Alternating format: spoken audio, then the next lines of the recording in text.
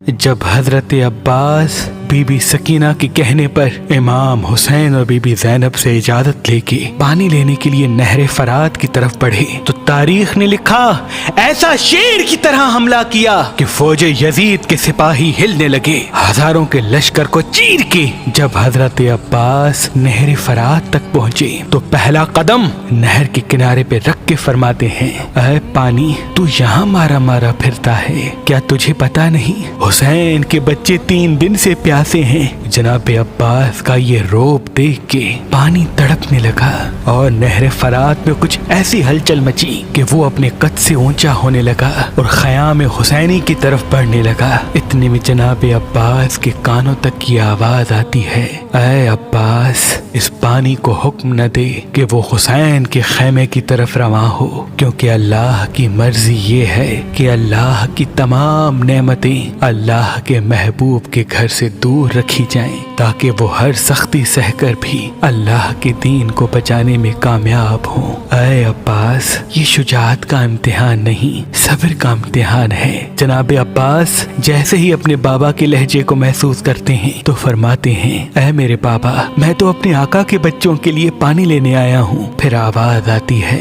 ऐ अब्बास जो तू पानी मश्क में भर रहा है ये पानी रसूल अल्लाह के बच्चों की प्यास नहीं बुझाएगा, क्योंकि जैसे ही तुम लश्कर की तरफ पलटोगे तुम्हें शहीद किया जाएगा। इस मश्क के पानी को जमीन पे बहाया जाएगा और आले नबी तेरे अलम को गिरते हुए देख के ज़ारो कतार रोते रहेंगे। जब ये बात जनाब अब्बास के कानों तक पहुंची तो उस वक्त आप पानी को मश्क में ले रहे थे और आपके दोनों हाथ नहर फरात में थे।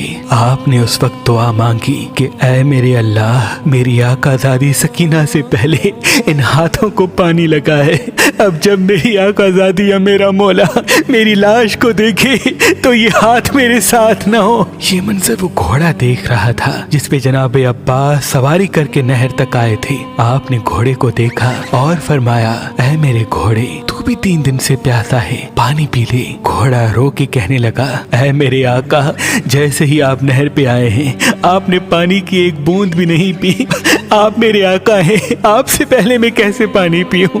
पहले आप पानी पिए उसके बाद मैं पानी पीऊंगा। बस घोड़े ने जैसे ही ये कहा जनाब अब्बास ने सकीना के खैमे की तरफ मुंह किया और फरमाया, ऐ मेरे घोड़े जब तू अपने आका के बगैर पानी नहीं पीता तो मेरा आका हुसैन 3 दिन से प्यासा है, उनके बच्चे प्यासे हैं, मैं उनके बगैर कैसे पानी पीऊं? बस जनाब अब्बास मश्क को लेके जैसे ही खयाम की तरफ बढ़ते हैं तो फौज यजीद में ये आवाज बुलंद होती है कि चाहे कुछ भी हो हुसैन के खैमों तक पानी न पहुंचे। चारों तरफ से जनाब अब्बास पे हमला किया गया और एक जालिम दरख्त के पीछे से छुप के जनाब अब्बास के बाजू पे वार करता है।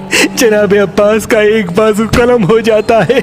आप मश्क को अलम दूसरे बाजू में संभाल के तेज तेज खैमे की तरफ बढ़ते हैं। जब आपका दूसरा बाजू भी कलम हो जाता है आप मश्क को अलम अपने मुंह में संभाल के तेज तेज खैमों की तरफ बढ़ ही रहे थे कि लश्कर ने तीरों की बारिश जनाब अब्बास पे कर दी। एक तीर जनाब अब्बास की आंख में लगा, कई तीर जनाब अब्बास के जिस्म में लगे और एक तीर जनाब अब्बास की मश्क में लगा। मश्क का पानी बहने लगा। जनाब अब्बास ने जब बहते हुए पानी को देखा दूर से बीबी सकीना और इमाम हुसैन को सलाम किया। इतने में एक जालिम गुर्ज जनाब अब्बास के सर पे मारता है। आप घोड़े की ज़ी से जमीन पे आते हैं। तारीख ने लिखा कि अरब की सरजमीन पे जनाब अब्बास से बड़ा किसी का कद न था, लेकिन जनाब अब्बास की कब्र मुबारक उस कद के मुकाबले बहुत छोटी है।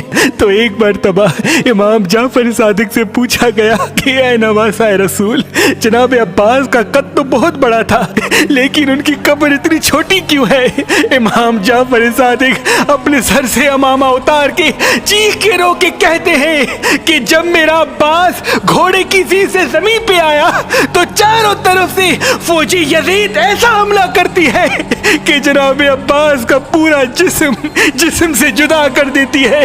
امام حسین جب جناب عباس کی لاش تک پہنچتے ہیں تو ان کی لاش ثابت نہیں ہوتی، کہیں سے جناب عباس کے بازو چنتے ہیں، کہیں سے جسم کے دوسرے حصے، اور جناب عباس کے جب چہرے کو دیکھتے ہیں تو ایک آنکھ میں تیر ہوتا ہے اور پورا چہرہ اور جسم خون سے رنگین ہوتا ہے، خون سے رنگین ہوتا ہے، خون سے رنگین ہوتا ہے۔